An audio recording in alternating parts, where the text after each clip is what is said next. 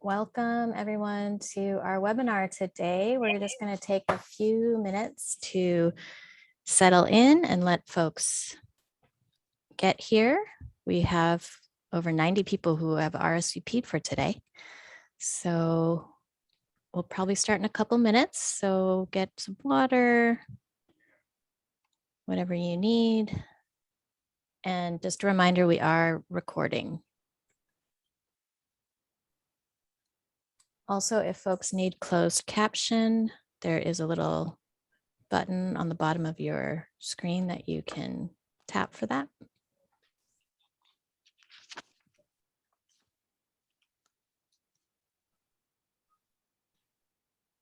And we'll get started in just a couple of minutes.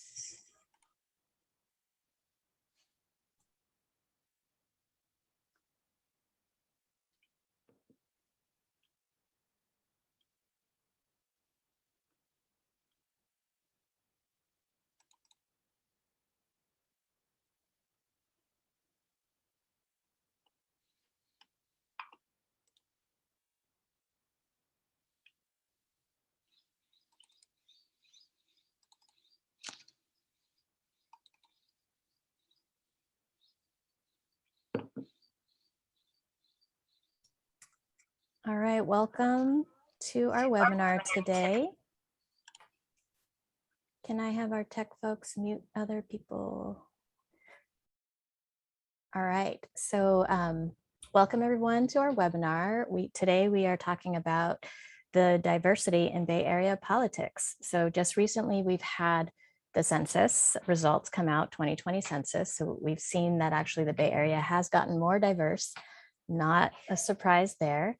But we've been looking at electeds and the people that represent us in government right now. And actually, there's definitely a discrepancy around, who's living here in the Bay versus who's in elected office. So we're going to take a dive into that today.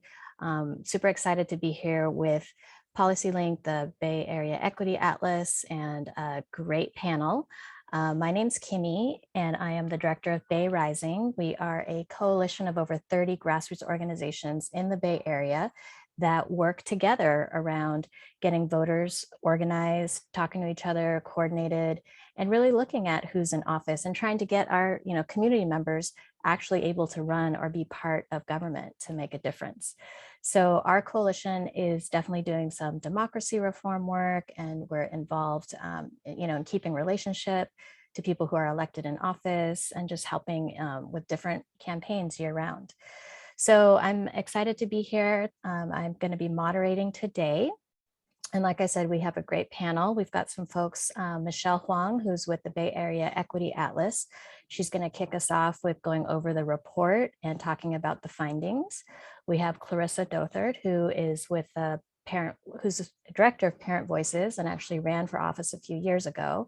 She'll talk about her experience. We have Shanthi Gonzales, who is the current president of the OUSD, the Oakland Unified School District. She's going to talk about running for office for her and what that was like. And then we have Ellen Wu, who's with the Urban Habitat, and they've got one of the programs that's helping to support people be part of leadership and people who think about running for office down the road. So we'll talk about what it's like to be an elected, what it's like to support those folks that want to run for office. And that's going to be our panel. We'll have a little bit of discussion. So a little bit of housekeeping. So we want to make sure everyone, all participants are going to be muted. This is a webinar, so just the panelists are going to be speaking and presenting.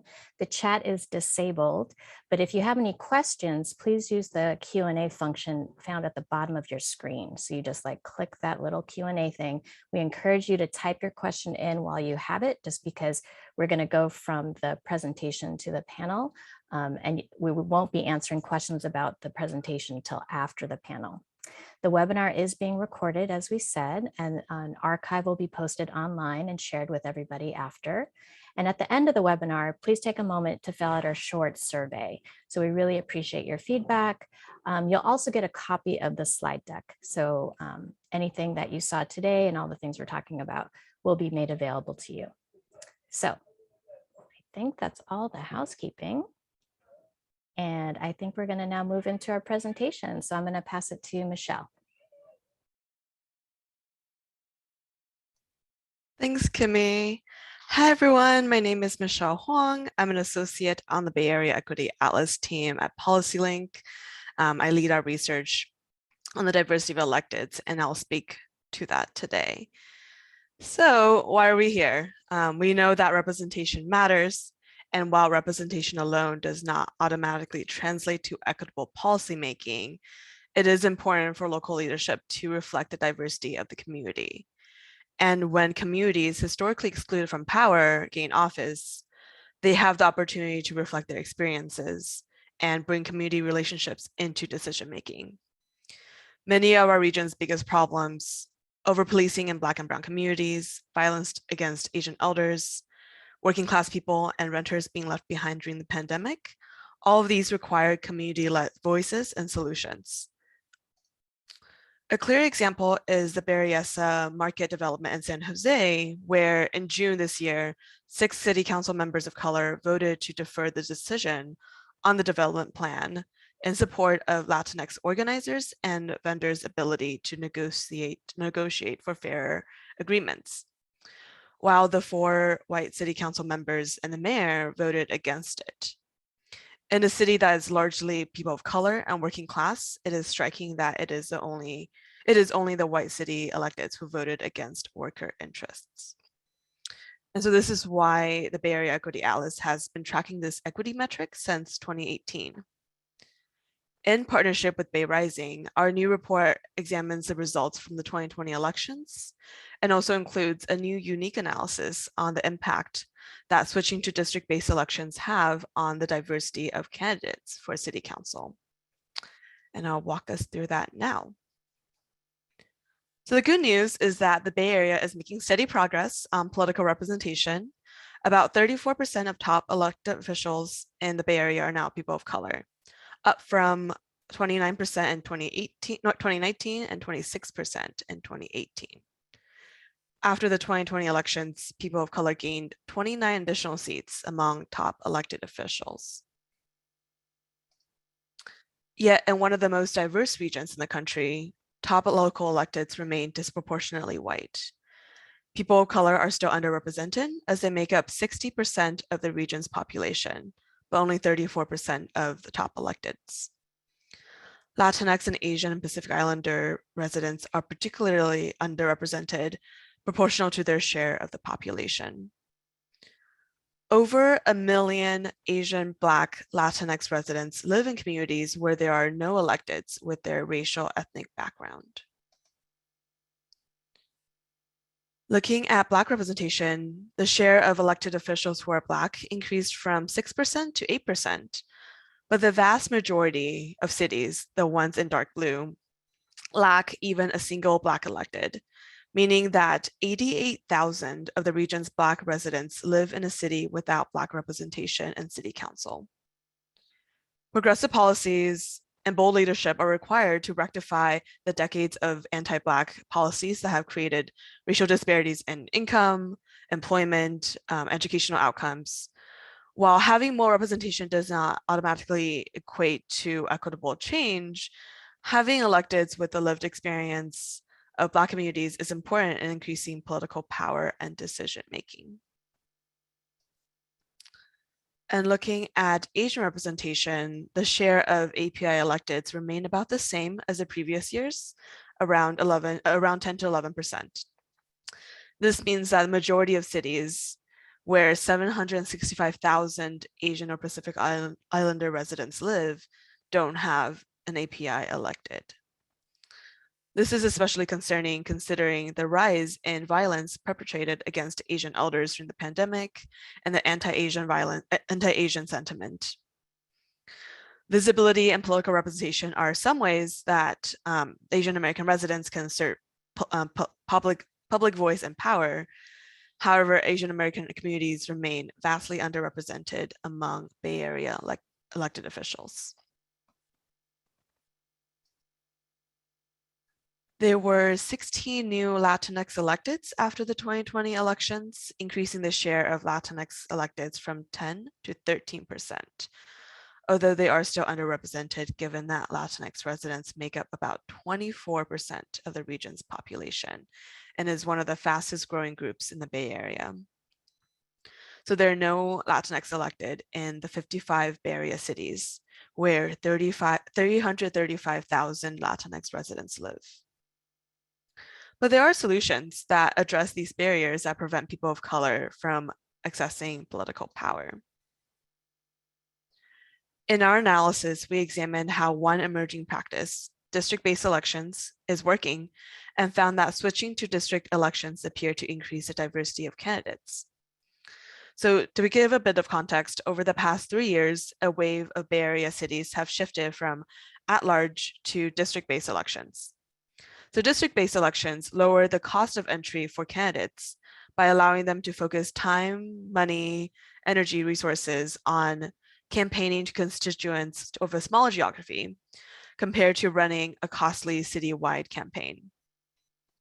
Creating city council districts also increases the voting power of specific racial ethnic communities whose votes may be diluted in a citywide election, especially in localities where they are the minority. In 20 cities that use city council districts, we found that in most cities, the share of candidates who are people of color increased after switching. Compared to before the switch to after, the share of people of color who are candidates increased from 29% to 39%. And one notable example is in Redwood City, where the 2020 election was the first election that utilized city council districts. And at least one person of color ran for office in each of those 4 districts that were up for election. And a person of color won that position in all 4 districts. This is vastly different from the 2018 elections where all candidates were white. So the 2020 election saw many historical wins by young people, progressive leaders, LGBTQ folks, and immigrants, and that should be celebrated. Having local electeds with the knowledge and experience of diverse communities is key to fostering trust between local governments and residents. A more inclusive local governance is an essential step to building community power and advancing anti-racist and equitable policies. But as we'll hear later on in the discussion, there are many institutional barriers that continue to hinder people of color from getting involved in government elections. Corporate donors have pumped money into local races, making it difficult for those without private wealth to run. Continued harm perpetrated by governments and law enforcement against Black and Brown communities have sown mistrust and reduced political engagement. Lack of translation or interpretation for non-English speakers make it challenging to understand what are in the ballots. Solutions such as campaign finance and election reforms and investment in programs that support people of color running for elected office, as well as increased voter engagement efforts are all needed to ensure that the region's diversity is truly reflected in local elected offices. Elected bodies should not only be representative of residents, but they should also be accountable and responsive to and come from the experiences of their communities. And that is all I have. And I'll turn it back to you, Kimi. Thanks. You know, Michelle, we actually didn't see if you had other slides. You got frozen at the slide that was on the district election. Did you have Yeah, anything? that was. Oh, okay. That was Got it. You just said all these great things, and I thought, oh, maybe there's slides. Okay. It's all in the analysis too. All in the so analysis. yeah, All people right. can read it. You need to read the full report. Okay, no shortcuts here, people. So thank you, Michelle, for that. Do want to encourage folks. I don't see any questions in the chat or in the Q&A. So please use the Q&A button on the bottom of your screen to ask us any questions. So Michelle just went over a lot of information, right, about elections and diversity all over the Bay. So now we want to actually talk to real people who've run for office, and we're going to zoom in a little bit to talk to 2 folks that have experience with Oakland. So Oakland is a smaller city in the Bay Area compared to some of the bigger ones, but still a vibrant, colorful city. And these 2 folks have run for office for school board. and had very, some similarities, some differences. So we're excited to jump in with them and talk to them about, what it was like running, what were some of the big challenges for them and reflections they have seeing this data about diversity of electeds. What are reasons why people don't run? We want to get into that. So I'm going to have them both introduce themselves first, and then we're going to hear from Ellen, who's going to talk a little bit about what we can do. So first, let's have Clarissa and Shanthi. Clarissa, you want to go first and introduce yourself? Sure. Thank you so much for having me. I am extremely excited to be here this morning with folks that I love and respect very much. So big shout out to Bay Rising and Policy Link. My name is Clarissa Doutherd. I'm the Executive Director of Parent Voices Oakland. I'm a mother of a now 14-year-old son, young man, youth. I have a youth in my home, not a young child. I mention that just because Parent Voices Oakland is a grassroots, parent-run, parent-led organization that advocates for affordable, quality childcare. So I got into this work, and the policy area that I work in is and organize around is early education. So I started this when my son was 3, and I ran for Oakland Unified School District, School Board District 4 in 2018. Thank you. Shanthi? Hi, everybody. I'm Shanthi Gonzales. I represent District 6 on the Oakland Unified School District, which is where Kimi lives. And it's also the home of Eastmont Mall, Skyline High School, Mills College. I'm currently board president, and my day job, I am the candidate recruitment and training manager for the League of Conservation Voters. So if there's anybody on the call who's thinking about running for office, I do candidate recruitment and training for a living. So please reach out. I'll drop my my email in the chat. I'm happy to talk to anybody who's considering that and figure out how we can help. Thank you for both being here. And again, I helped on both of your campaigns. And so I'm really excited to have you both here to talk a little bit about what it was like. And actually, I want to start with Shanthi, because your election was before Clarissa's. And I think there was there became like different factors that kind of, started to happen. So Shanthi, can you talk about what was hard running when you did? Yeah, actually, I have to say that I had a very atypical experience for most women of color. And that's because I had worked on campaigns before. And so I think that is the number one thing that is really helpful to folks if they want to run for office, is having worked on a campaign before. I already knew how to door knock. I already knew how to phone bank. I already knew how to do grassroots fundraising. So that was huge for me. But a lot of people of color can't get campaign experience because it's usually unpaid. And a lot of folks cannot do unpaid work, right? I also had really good candidate training through Move On and another organization, Democracy for America. I had served on the Oakland Library Advisory Commission, so I already knew my city council member. I already knew actually a lot of members, a lot of elected officials, because I had gone through that process of being appointed and meeting, other people through serving in Oakland. I had a really supportive boss and a really supportive partner and family. And I actually had fundraising experience through my job as well. So that was huge because I was comfortable asking people for money, which meant that I had enough money to pay a good campaign consultant. I had enough money to hire somebody to do really nice campaign mail. And that's really, really important. But those are advantages that most candidates do not have. And so I actually, it was hard work, but I had the money to have a competitive campaign. I did not have what my opponent had dollar for dollar, because they had the backing of large corporate funders. But I had enough to have a really good campaign. But again, those things are not typical. Most people do not have campaign experience. Most people do not have fundraising experience. Most people do not have really good candidate training. And so those are some of the things that I had going in that actually I had what I needed, which is not true for most candidates of color. Thank you for kicking us off with all of that. So Clarissa, what was hard for you? And hearing all the stuff that Shanthi just mentioned? I mean, a lot of that, most of that resonates, right? Especially when you're in the middle of a campaign. I think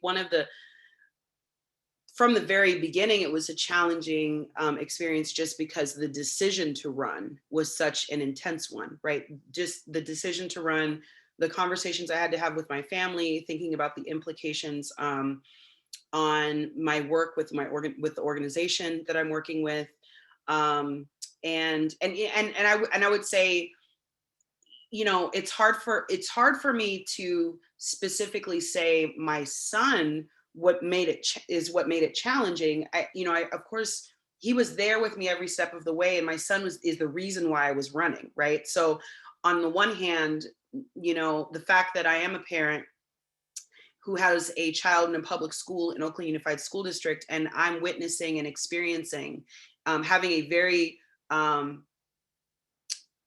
very real lived experience in real time with things that are going on with the district, that made me feel like I had, and I know this isn't answering the question, but that made me feel like I had a unique perspective. But at the same time, I didn't have childcare, right? So my son was with me, and we got to bond while I was on a campaign trail for a school board, right? For a school board race. And I think that making sure that my health was okay was a challenge. I'll be very open and say that because I was coming off of another campaign. So I actually was in leadership for a countywide ballot initiative right before I ran for school board. So I had already gone through a policy development process, an organizing process to get something on the ballot. And then we actually, as part of running a countywide ballot initiative, and then turned around 1 month later and ran for school board. And I'm going to say I wouldn't recommend that for anyone.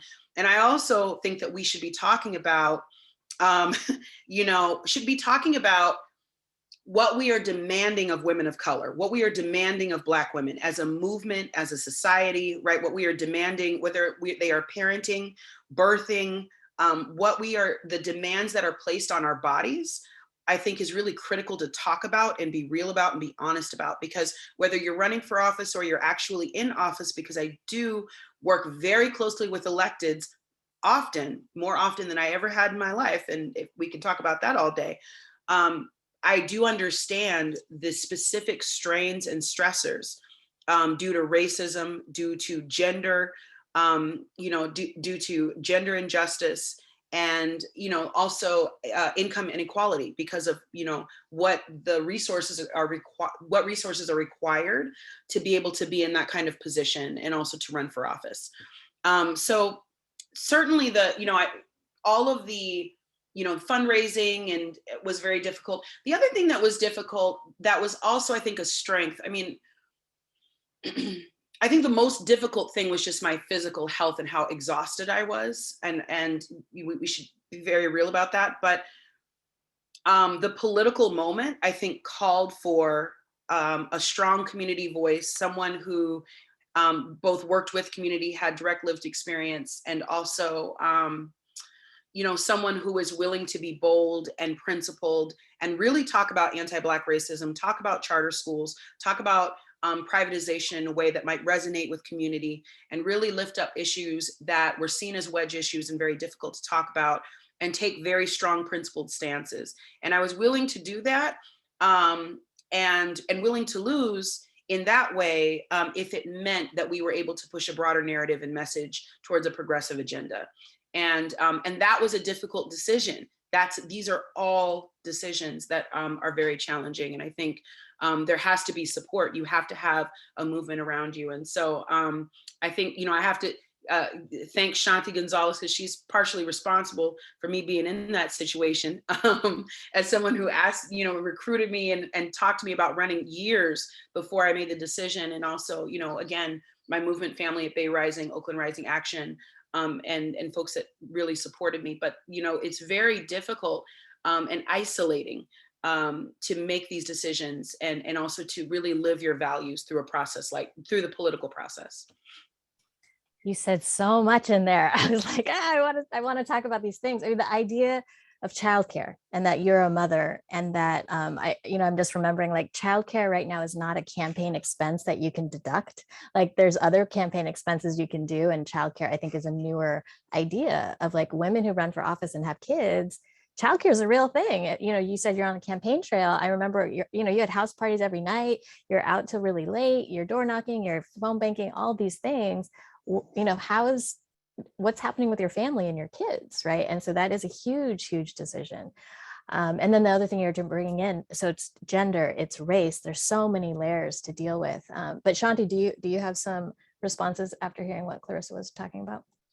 Just that the childcare thing is really real, and I would add, I don't have children, but I do have elders that I help support. My mother actually passed away 3 years after I was elected, and so it was just yeah, there's not, and particular school board in particular is not, by California law, is not a paid position. And so that's a problem, because basically what it forces us to do is to have two, in my case, sometimes full-time jobs. Oakland is not a small city, it's very complex. The challenges are really significant. And there are times when it's a 40-hour a week job. And so again, as Clarissa was saying, the demands that puts on, people, especially if you don't have a partner, especially if you don't have a great support network, is very significant. Yeah, the money part of it. So what Shanti's lifting up, the school board right now, for many places, it's a volunteer position, or you get a stipend of a couple $100 here or there. But if any of you watch the news, Oakland School Board is not a part-time job. Like, the meetings go till 1 or 2 in the morning sometimes, right? And it's very strenuous. And then to Clarissa's point on just like the physical and mental toll it takes on our bodies, right, as mothers and as caretakers and everything else, like there's a lot of stuff going on here. So let's talk a little, and so you started to talk about what made it easier. You had community, there's volunteers, but are there other things that you want to bring up now around what could make it easier for people? So we just talked about childcare. We talked about you need paid positions because people can't volunteer their time. Other ideas about what could make it easier? Staff support would be really, city council members in Oakland have, I think, about 3 staff members. I don't know if we need that, but there's just, you're on your own when you're on a school board, unless you have somebody who's willing to volunteer their time to help you draft policies, or to help you engage your constituents, or to help you hold community events, or to help you write op-ed pieces, or whatever it is that you want to do to communicate with your constituents. You're on your own. And so that's just a significant challenge, because most of us are working full time. We don't, I think there's one of us who's retired, so that's nice. But for most of us, like whatever time we can eke out is essentially what we can devote to constituent service. And that's not acceptable. Like, people really need and deserve to know what's happening in the school district. And so I think that's one of the challenges that we need to address, so that people can do better constituent service and really devote themselves and give it the attention that it needs. Clarissa, did you want to add? Yeah, I think from the perspective of somebody running, there were some things that were really helpful. First of all, there are so many different ways to support a candidate, right? And oftentimes, again, they are the ways that you have to run a campaign, a solid campaign. You have to have a structure. You have to win, and that's the goal.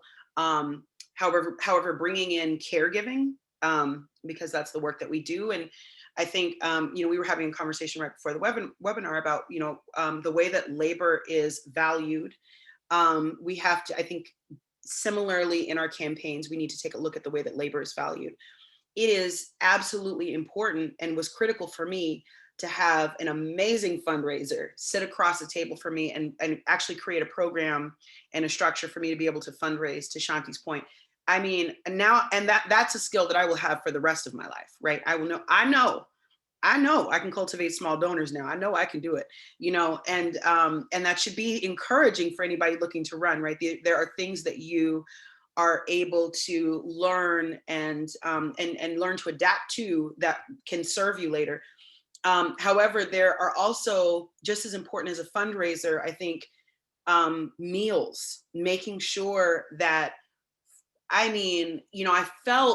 had a lot of internalized work, oppression and work to do, because I wasn't allowed to drive myself to, my campaign manager was brilliant and amazing. He's been doing this for a very long time, did not allow me to drive myself to different house parties. Kimi knows what I'm talking about. And actually set up a system where people could drive me places. And, you know, I struggle with time, to be on time. And I often pack too much in one day. And so thinking about time differently and also thinking about care. So we know that it's going to take me 2 hours to get to 3 house parties. You never know when these endorsement meetings are going to end. They can go all day and you've got 2 minutes to speak, but you need to be there. And then you've got to get to another one right across town. And so the time it takes to park, get in the car, get out the car is both stressful and also extra bandwidth that you don't have.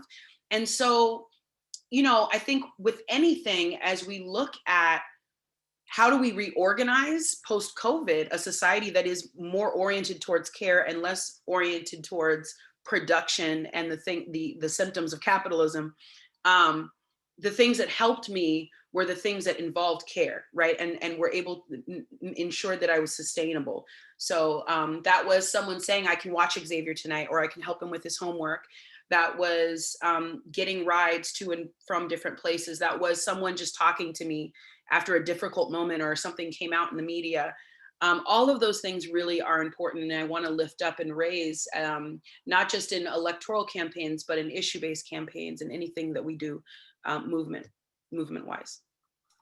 Yes, for sure. Thank you for that. I do want to start shifting us also to talk about, besides the kind of support network we need and everything else, and we're going to get to Ellen in 1 second, I did want to talk about the kind of the other barriers around elections, the money part. So we're talking about the money that you don't get because you're a volunteer and you got to do all these things, but the outside money that's coming into our elections. And so one of the biggest things that happened, Clarissa, you know this very well. I think, was it $700,000 that got plopped into your camp? It was like, I think it was 700,000 within the last like few weeks. And it was this outside money. Do you want to talk about that? And then we're going to get to Ellen. So I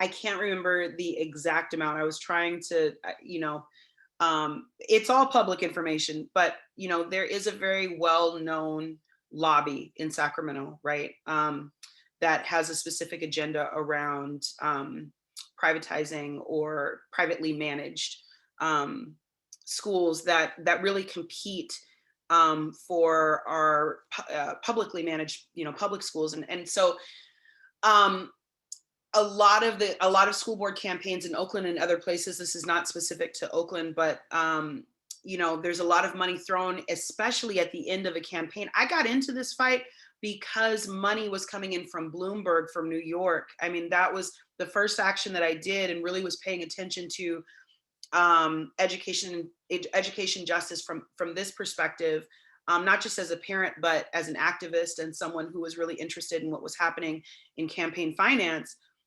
Millions of dollars are getting put into these school board races that, 10, 15 years ago were $10,000. And now I was expected to raise upwards of $80,000. I raised $50,000 in small donors. And then there's other money that can be raised, but it did not compare. It paled in comparison to when, we're getting reports of $250,000 being dropped into campaign accounts overnight, right? And then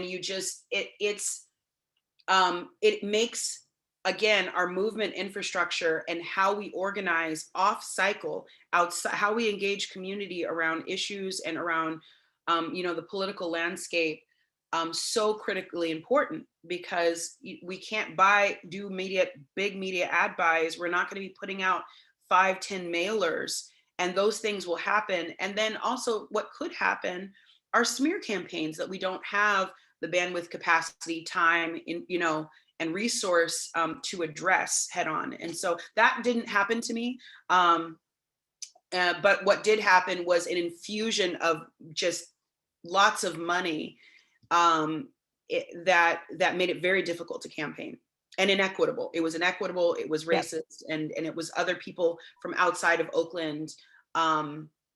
Determining who gets to serve on our school board. What'd you say? People from outside Oakland have more influence over who serves on the school board than the people who do. Yeah, and in this last election, again, it was almost $1 million of outside money coming into a school board election. So, I think this idea of campaign finance reform, this is a larger issue that a lot of folks are working on, but, this is something we're trying to address, that you have to be independently wealthy to run.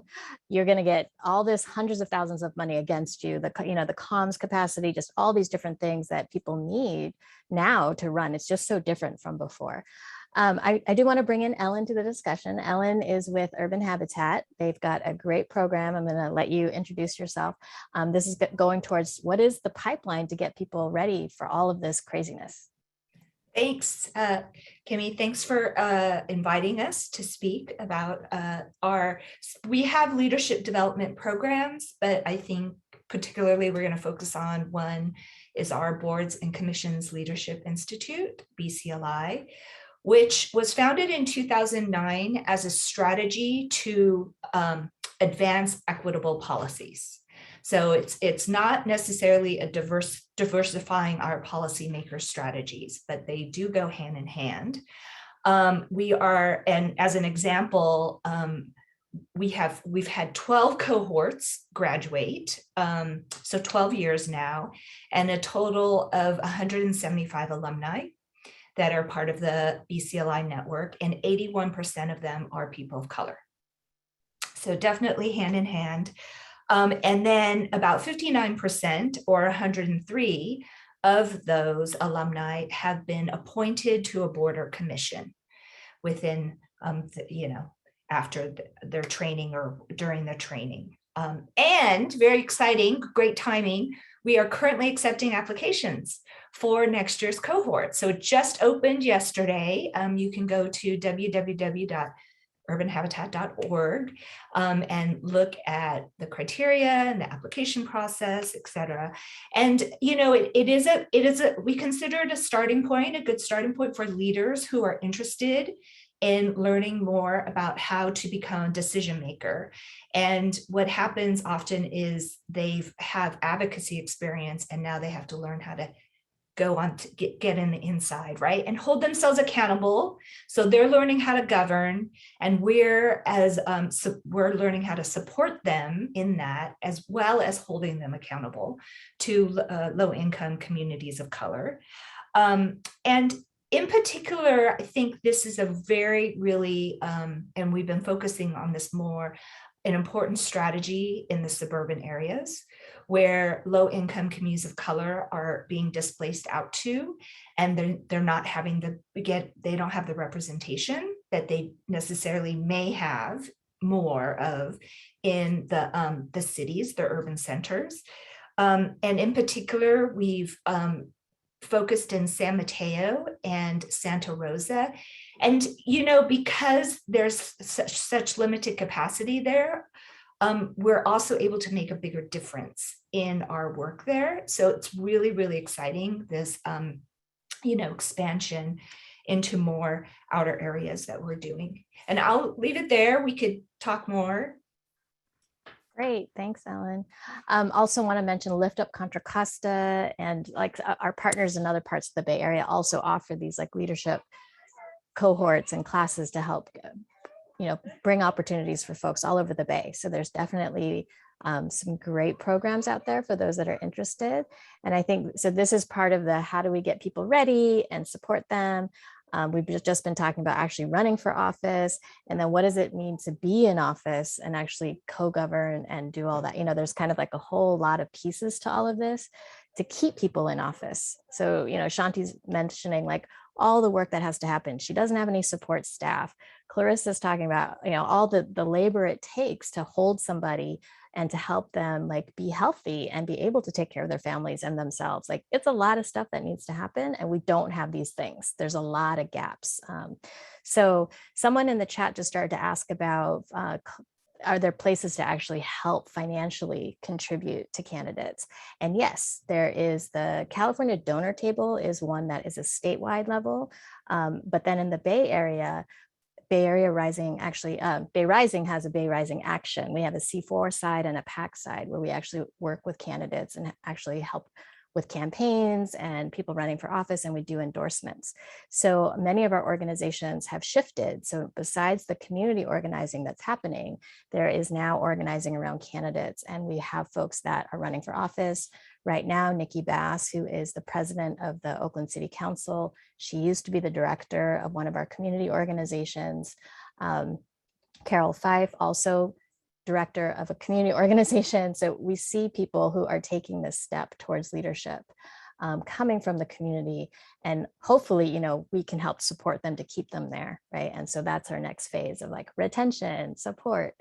Want to see if there's other things that the panelists want to bring up. We've got about 5 more minutes to just have our discussion, then we're going to go to Q&A. So panelists, is something else coming up for you, Ellen? Did you want to? Well, I did just want to focus on something you said, Kimi, in that there are a lot of different training programs, and I think we'll hopefully, you know, talk about solutions. And one of the things that Urban Habitat has really tried to do with our leadership is create a pathway and knitting together all the different leadership development programs that are in the Bay Area for people to wherever they can enter from, right? And move them along and support them in that trajectory and of theirs. And so hopefully, and you mentioned Lift Up Cocoa as one of them. And I think the distinguishing between, we also need staff that support people. So when Shanthi mentioned there's no staff, there's chief of staff positions, there's, you know, policy people, there's other folks that are in government that we need, the commissioners, all those, and that's where BCLI is helping to create that larger grouping of folks, because it's not just about people who are elected. There's a whole infrastructure of folks that we also need to diversify and to help support. So thanks for bringing that up again. Shanthi or Clarissa? Yeah, I mean, this isn't going to be a big shocker to anybody, but publicly financed campaigns would be a total game changer for getting more low-income folks of color to run for office. So do you want to explain public finance a little bit to those? Yeah, so actually the city of Oakland for council elections, and I believe for the mayoral election as well, has a public finance system. It's not 100% publicly financed, but if you raise to a certain threshold and you agree to not exceed that limit, then you get matching funds from the city, but it's not available to school board members or to people who are running for school board. So that is a big obstacle, but many cities in the Bay Area don't have any public finance mechanism at all. And so it's good that Oakland has something, but it doesn't apply to everybody who's running for any office. It only applies to council and mayoral elections. So I think that's something that we need to bring to school board elections, and every race, there needs to be some public finance. Yes, there are a handful of cities that have public finance, and some of them do 6-to-1 matching, some of them are 2-to-1. So it makes a big difference on if you're able to fundraise, like Clarissa was mentioning, she raised $50,000. If you could get then a matching, that puts you into another level, right? And it's not all on you to just kind of bankroll your campaign. Clarissa, did you want to add more? I think just what we had lifted up, because it's relevant to, you know, my policy work and organizing work, is childcare, right? And other needs. I think that Assemblymember Buffy Wicks, I believe, in AD 15 has either introduced or passed legislation around, you know, childcare, and we are still in a moment where access to childcare to help the parent, not just so that folks can work, not just so that folks can go to school, or but actually as a support for families and a support for their mental well-being and overall well-being. I think that there are deeper investments that we can make in that. Yes, for sure. I actually also have some websites you could go to for more information about campaign finance reform and other kind of money in politics. So one is from the Brennan Center for Justice. And then we also just kind of did a blog about campaign finance reform. And Seattle and New York actually have some examples of small donor campaign finance, where the cities give every voter a democracy dollar, kind of like, here's $25 and you can give it to a candidate. And then candidates are able to engage with folks and gather donations. And so we've seen that make a difference, because then candidates can engage with folks and then folks actually get money to decide where it goes. And it's made a difference. So it allows people to get that funding that they desperately need. So other last thoughts, we've got a couple minutes and then we're going to move to Q&A. All right. Thank you all so much for being on our panel. You're going to stay here, though, to answer questions, but I just wanted to appreciate everybody here. I know running for office is not easy. And Shanti's still in office and still in 2 a.m. meetings with, lots of very concerned folks. And it's a lot. And so just really wanted to thank you, both of you, for stepping up and being, part of this, trying to change things, taking leadership and putting yourself out there. Like, it is not an easy thing. So just so much appreciation. We know we're still going to be in community. As we shift to Q&A, I'm wondering if anyone from the Bay Area Equity Atlas, Michelle, did you want to say anything about, after listening to all this and the report, is there anything that you wanted to chime in now? Nothing too out of the ordinary, but just wanted to express gratitude and just appreciation to be in this space with you all. All right, well, let's go to, I'm seeing that most of the questions have been answered already. So I'm curious, for those of you who are out there listening, if you have any questions for any of the candidate folks, what it was like to run for office. We can talk still more about small donor. Oh, there's a question for Clarissa about running in the future. No comment. No, it's okay. I do get that question. I think, again, similar to the first time I lived through this, it's a really, really important and critical decision that I encourage everyone to consider. I encourage Black women to run. I encourage women of color to run, women in immigrant communities to run.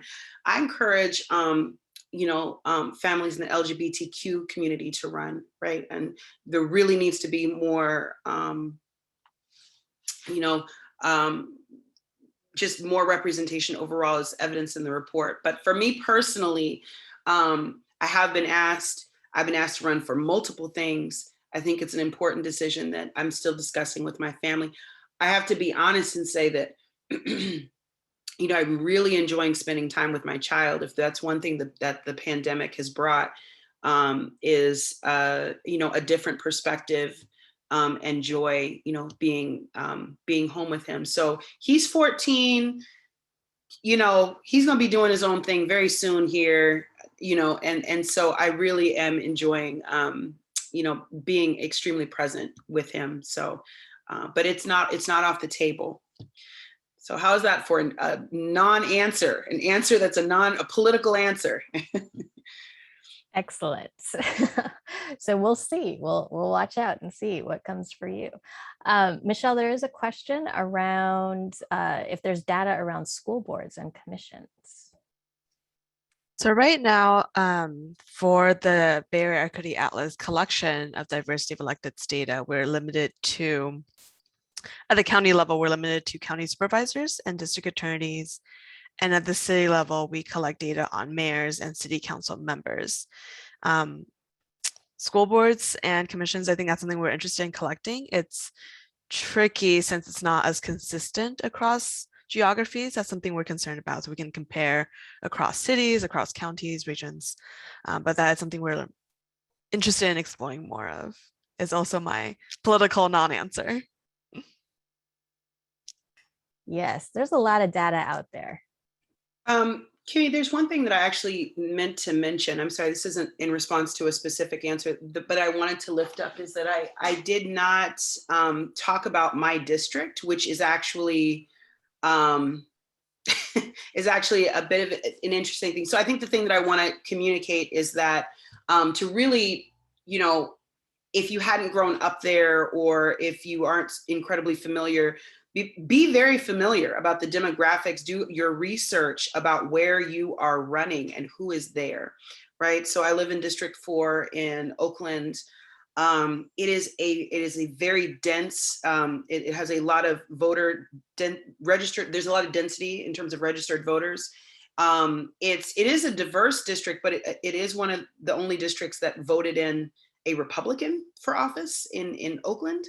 And it has been slightly more conservative, at least fiscally. And, there are, it's strange because in terms of public schools, in my district, many of the constituents are extremely supportive of public schools and actually don't have many, there were not many charter schools or privately managed institutions in the district.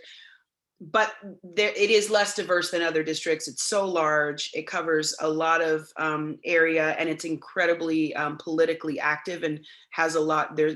I'm not saying it has the most power, but there's a lot of power and money in the district. So just, as a single mother who's African-American, who's coming to this, as a parent, and, often doesn't look like, or, have the same,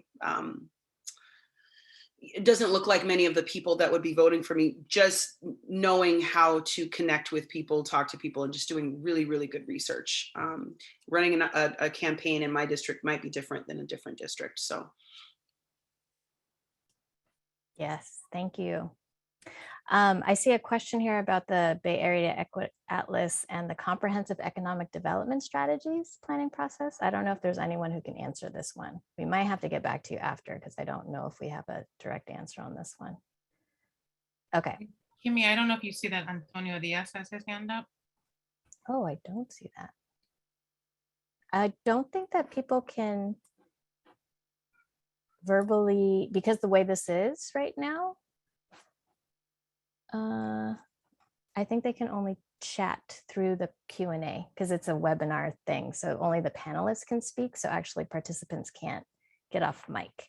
So Antonio, please do the Q&A. Wanted to answer this other question about infrastructure to support candidates in areas where there isn't as much. That is actually something that Bay Rising Action is working on. And we're actually bringing in the Working Families Party, which is a new political organization to support progressive candidates in the Bay. So that's a new body of folks that are organizing to support candidates. I think it's hard. Like, we don't have the resources, like the infrastructure needed. Like Shanthi was mentioning, you need a policy research person, you need a campaign person, you need a blah, blah, blah. There's a lot of pieces that we're trying to figure out how to support. But on the ground for campaign support, there are some newer political organizations that are forming. And as I mentioned before, many community organizations have now shifted to create C4s. And with the C3, C4 structure, for those of you that don't know, the nonprofit structure, C4s are when you can do political work. And then PACs are when you can do candidate work. So there's like different things that you can and cannot do. So some of the trainings are C3, which are education. C4 and PAC are when you've actually like announced and said you're going to run for office. And so the money is separate. So there's some structure stuff in the back end, but definitely something we're talking about. And so I encourage you to join the Bay Rising Action website, join our mailing list, and you'll see trainings that are for candidates. You'll see opportunities connected to other organizations. Can I add to that real quick? Because Urban Habitat has a slate of leadership development programs, BCLI being our most known. But what we just started sometime last year is a technical assistant, providing technical assistance to newly electeds, particularly those who are in the suburban areas who want to push progressive policies, where they're out there all alone, lone voice, getting racist hate attacks. And really trying to, and particularly around our issues around land use, transportation, and housing. So the RENA allocations and the housing elements going on and the big housing crisis. So we are trying to provide that type of support to our electeds, and that, the sustainability and issue around those who have the courage to run and serve, make sure that they stay supported. Yes, thank you. And there are other organizations, and if you're in Silicon Valley, there's the Working Partnership USA. They also have a leadership program and do research and policy support. Like we mentioned, Lift Up Contra Costa. So if you're in the Contra Costa area, so there's definitely different organizations throughout the Bay Area. So please, feel free to reach out. I think if there's no other questions, so sorry, Mike, we're not able to answer this one question. We'll research this and get back to you, but we don't have an immediate answer. Is there any other questions out there? Looking at Michelle, any other Abby Policy Link folks? I do want to point out that so in October, the Bay Area Equity Atlas, we're in the works of looking at landlords as an elected office and how that might impact equitable policy, especially around housing. So that's something to look forward to in, I want to say, October of this year. Yes, that'll get juicy. So for those of you, the background on that is we've had many cities talk about renter protections and the idea that if their city council is all, maybe they all are landlords, how does that impact their vote? And, our background thinking is that has an impact. So we're going to see if the data can back us up on that. All right, well, we just have the last few minutes. I know there is a survey we'd like people to fill out. Thank you to the panelists. I'm going to pass it back to Michelle. Yeah, thanks so much, Kimi. Yeah, it was a great conversation with everyone. I'm so glad that we were able to have this conversation. Feel free to reach out to us at info@bayareaequityatlas.org for any additional questions about the analysis or anything that you've heard today. And yes, please fill out our post-webinar survey. Is that coming out in an email? So people who came to this, they'll get the email? It should be coming out an email, and then we'll Okay. send out the recording as well as slides from today. Okay, well, thank you everyone for joining us. Thanks again to the panelists. Hopefully this got some juices flowing, and really appreciate the conversation, everyone. Thank you. Bye-bye. Bye.